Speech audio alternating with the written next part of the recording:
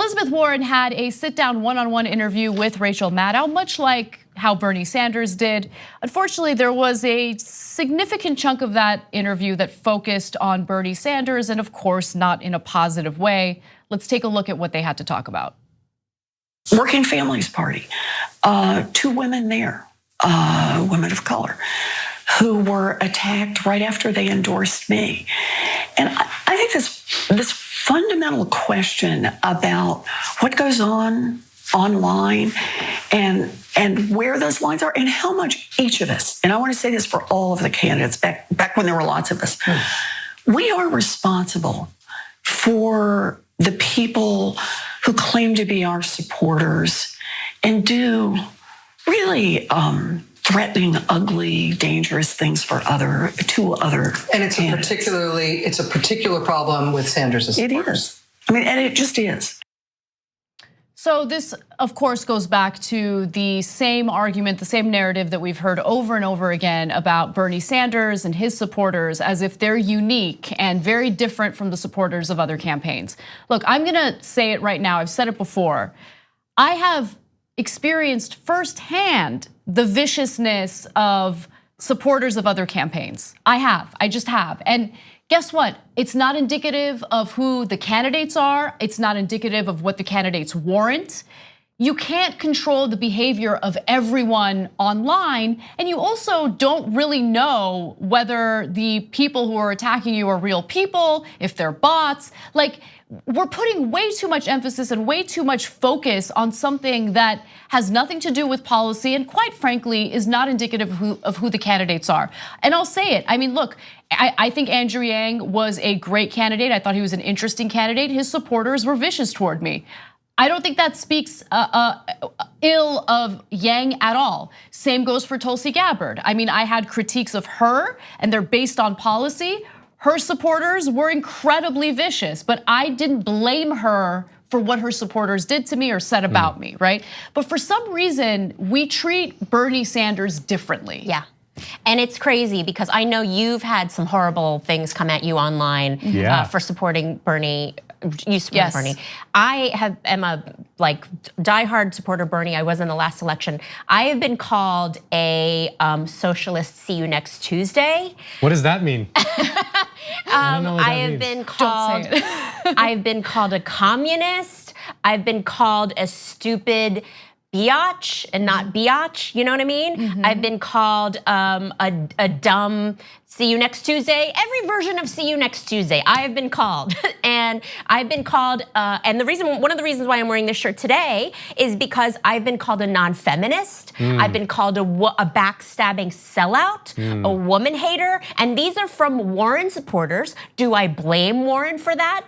No, because I know she can't control every single person that supports her. Just like if you're a parent and you have a kid that pees the bed or crashes the car or does drugs, oh my God, well that you have responsibility. You should be responsible for your child. Obviously, that it's harder to do than say. Yeah. That's a good point, yeah. Yeah, I mean, I sometimes when I'm feeling down, I'll look through your mentions just to have a nice pick me up because they're just a fun. They're just a fun. Wow, the Anna Kasparian mentions are a nice place, nice corner of the internet. Very pleasant place to be. There are trolls of every color and every creed. There are trolls literally in every corner of the internet. And like you said, we're not even sure if half of them are real people or if they're Russian bots, which they very much could be.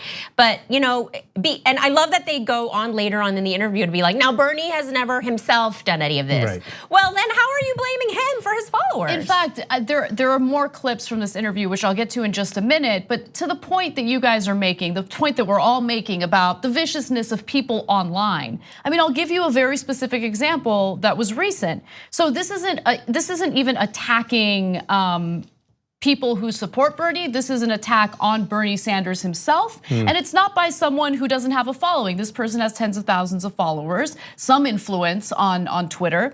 And the tweet reads, about Bernie Sanders, yeah, he looks like an old sofa in the alley that cats have taken over and it smells like pee. So this is the kind of stuff that you'll see. And I believe that she's a Kamala Harris supporter.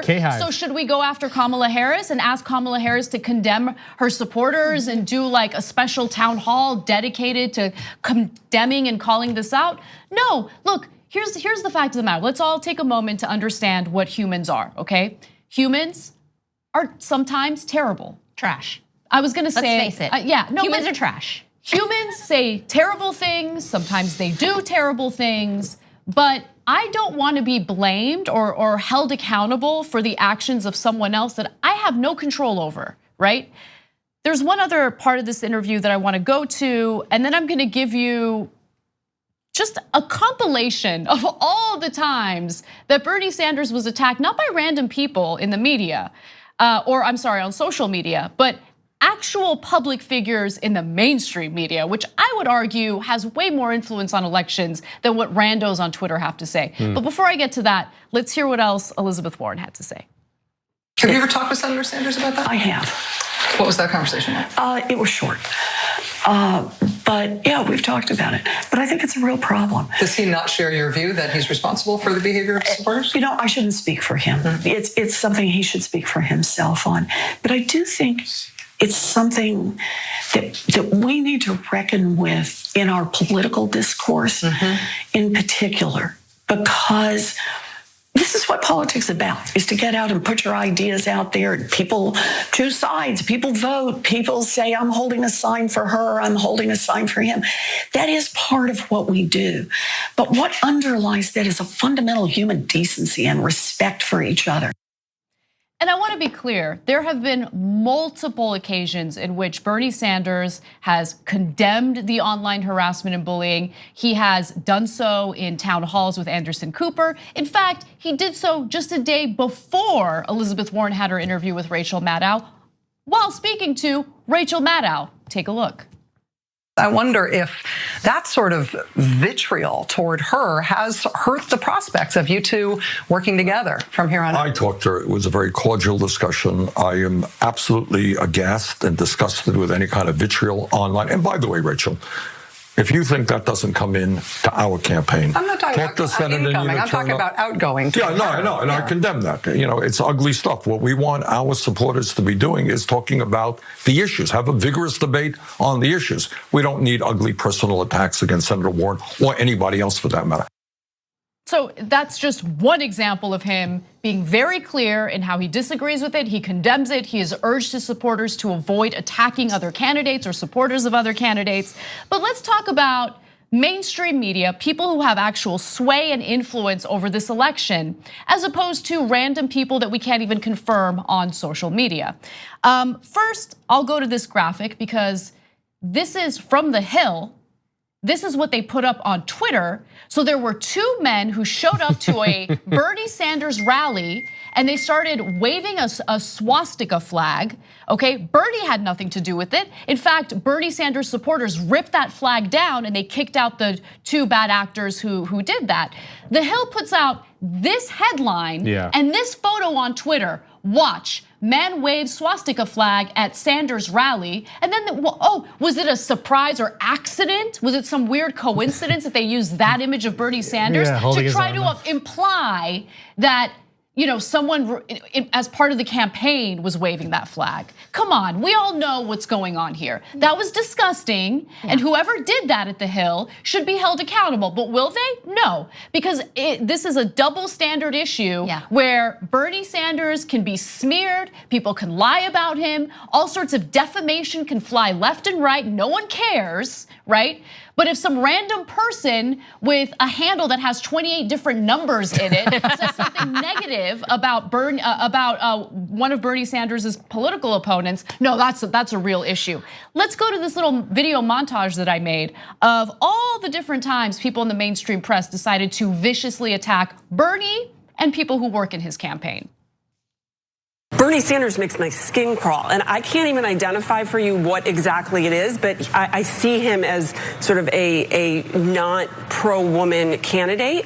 And so having the two of them there, like, I don't understand young women who support him. I don't care how many people from the island of misfit black girls that you throw out to defend you on a regular basis. Okay. It doesn't mean that your campaign is serious. Cross the line, sir. I don't care. I don't care.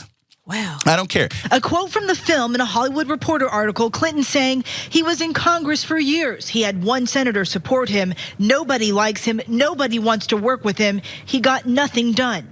Clinton and the filmmaker both spoke to the magazine about the new documentary, exploring it all. The reporter asking if Clinton stands by what she said about Sanders. She said yes. I'm reading last night about the fall of France in the summer of 1940, and the general, Renault, calls up Churchill and says, "It's over."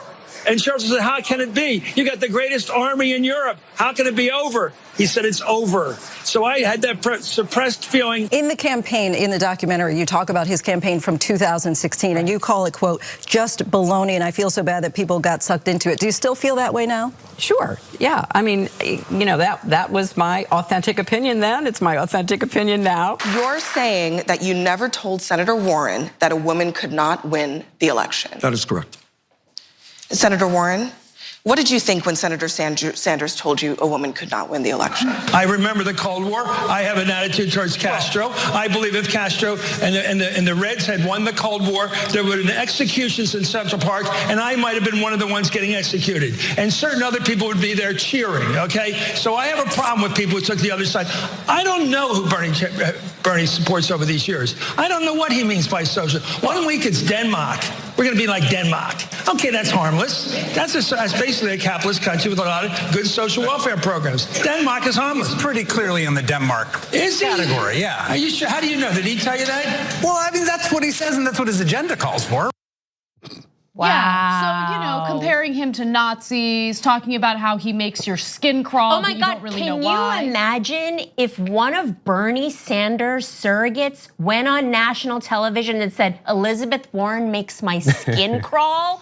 The house would burn down, like literally, like the building would burn down, like Twitter would be on fire. Are you kidding me? One of her surrogates said, he makes her skin crawl. That woman should never be allowed on national television again. Shut that woman up. I mean, seriously. Or just come out and say, I like, this is like, you know, nobody lambasted her for that. It's insane. Yeah. And look, I get it. It's unpleasant when people attack you on social media, but you want to know what's even more unpleasant? When you have this consolidation of mainstream media orchestrating a very well-planned attack against a candidate that they don't like because he threatens your power, he threatens your money, right? And doing what it takes to destroy him and defame him to the point where he has no chance in winning the primary. I would argue that that's way more nefarious than anything else that's going on in this race right now. That's at the core of the whole Bernie bro narrative, right? Is that, you know, like you said, there's bad people from every campaign. There's annoying people in every campaign. And if you tweet something bad about Tulsi Gabbard, then you get a bunch of people that support Tulsi Gabbard saying mean things to you. Right. Okay, fair enough. The reason why so many media people experience a disproportionate amount of vitriol online from Bernie supporters is because they are structurally biased against Bernie in the media. Everyone in the media hates Bernie. Like that's just an absolute. It's so obvious, you know, and it's not out of some personal thing, it's a structural thing. Like you said, he threatens their power.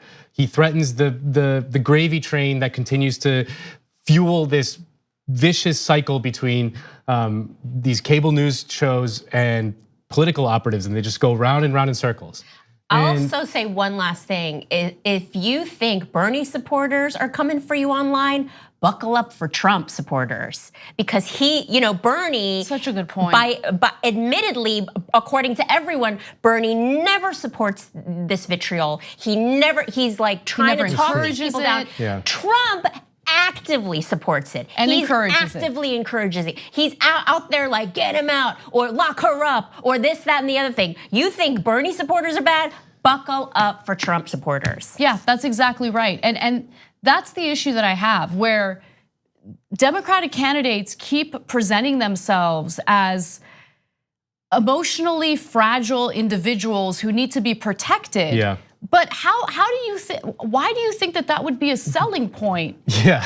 In the primary, when we know that we're up against Donald Trump? It just doesn't make any sense. And look, the final thing that I want to just quickly say, and then I want to hear your last point too, Nando, is I don't want Bernie supporters to go after Warren on anything other than substance, because you're not helping Bernie, okay? So Bernie doesn't want you to do it. I certainly don't want you to do it. But more importantly, if you care about the movement and you care about him winning the primary, don't give these bad faith actors any fodder. Unfortunately, some people are, we don't even know if they're real people.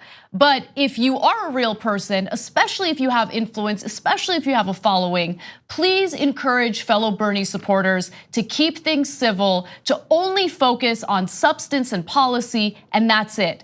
Otherwise, we're handing them stuff to use against Bernie, and it's unfair to him because he's the best candidate to beat Donald Trump. He's the best person to lead the country moving forward. There was a tweet that was very clarifying for me, which someone said, if Ilhan Omar could survive her mentions and not change her entire political program, then I think it bears expecting for other people to do that, like to sort of base your politics on who's nice to you and who's mean to you online.